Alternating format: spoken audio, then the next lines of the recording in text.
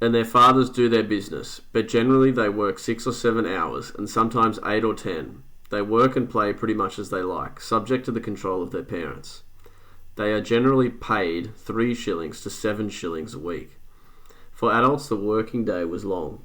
In the early years of our period, Ambrose Crowley's men were required to begin at 5 a.m. and work till 8 p.m, with a break of half an hour at 8 in the morning and an hour at noon. 13.5 hours a day, or 80 hours for a full week.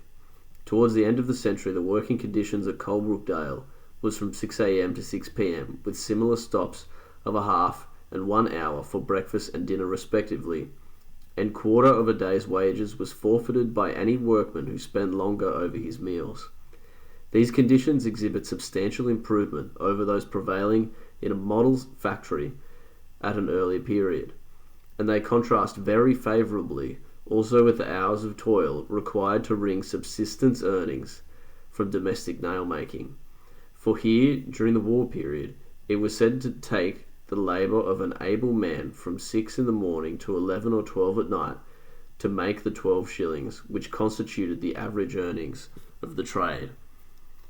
Of these manufacturers of iron, the workers engaged in transforming the metal into nails and other finished products. The account given here must necessarily be brief.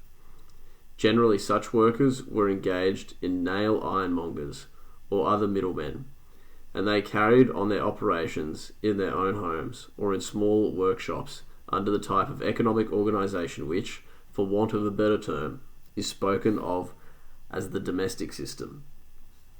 Raw material was given out by the ironmonger, and the finished product collected by him, the worker receiving payment strictly according to his output.